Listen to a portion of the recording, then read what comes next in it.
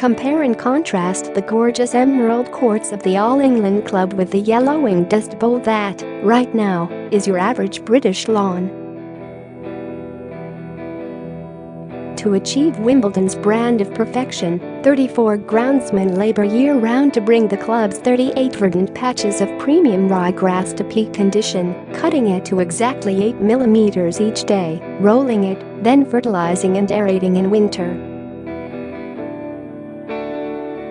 Perhaps the most crucial ingredient behind the upkeep of the nation's most famous lawns is, however, water.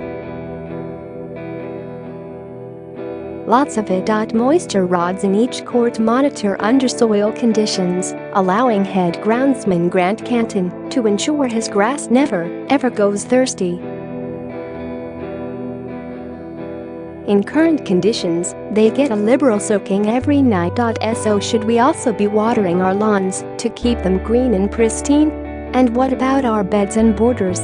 It's antisocial to use a sprinkler. It's certainly true that grass watered daily will stay green, but just because you can do something doesn't mean you ought to, and experts almost universally advise against using a sprinkler on the lawn. Firstly, it's antisocial. The UK has limited supplies of tap water, and households that pour hundreds of gallons onto their garden are exacerbating a growing shortage and bringing a hosepipe ban ever nearer. Secondly, it's a waste of effort better used elsewhere. Grass is a hardy plant which, in our climate, is almost impossible to kill. A lawn that looks parched today will quickly recover during a spell of wet weather. Never, ever water your lawn. It's a complete waste of time, energy, money and everything, is the stern verdict of Stefan Bichacki, former Gardener's Question Time panelist. As I look out of my study, the lawn has gone from green to cornfield brown. But I know it will return, and in the meantime I don't need to bother mowing every week. Getting your priorities right. In nature, the weakest are always the most vulnerable.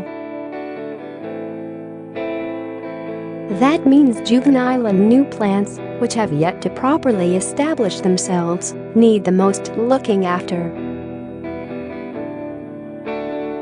In current conditions, anything you've planted in the past couple of years ought to be given extra help. Beyond that, your priorities should be the vegetables which are most vulnerable to drought.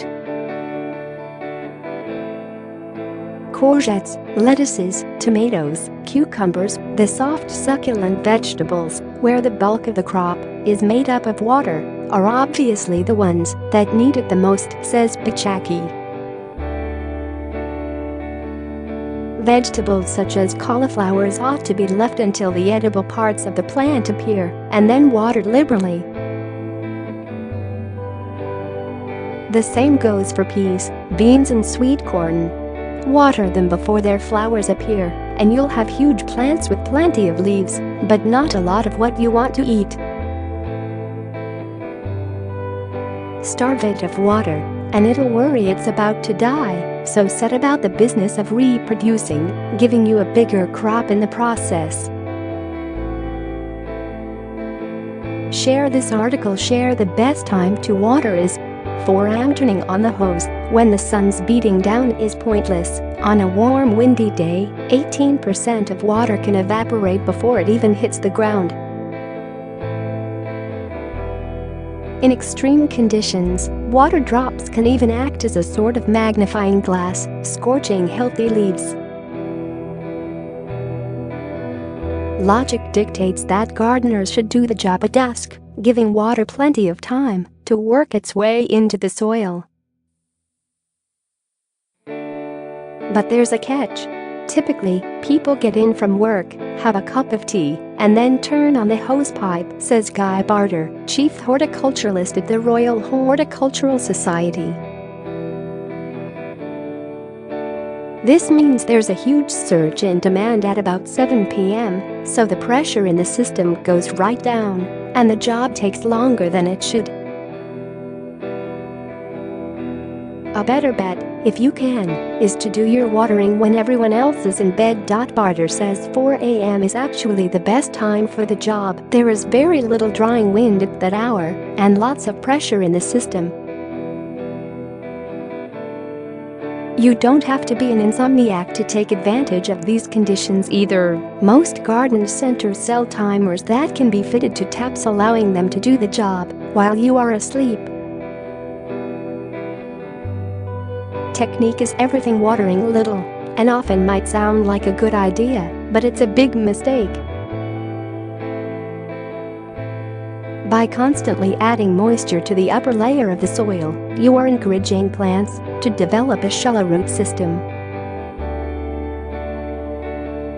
For a plant to thrive, its roots need to grow as deep as possible. The correct technique, therefore, is to give each plant a thorough soaking every week or two. Rather than giving the whole garden a light spray, you should concentrate your efforts on a few different plants each night, advises Barter. And to properly refresh the soil, you need much more water than you think, around 4 2-gallon watering cans full for each square meter of ground. And to ensure sufficient liquid actually ends up reaching your plant's deep roots, he advises building a small bank of soil around the base of each plant before watering, thereby creating a small pool. Which beds need most water? This question divides the crowd. Bichaki takes a pragmatic approach, advising gardeners to water only the flower beds they see the most of.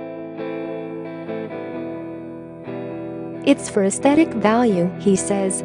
So if you have a bed that's 100 yards from the house, you have to ask yourself whether it's worth the effort.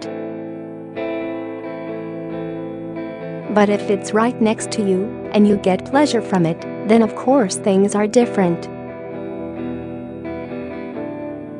Sometimes, as with vegetables, starving plants of water can actually make them flower better, adds Barter of the RHS.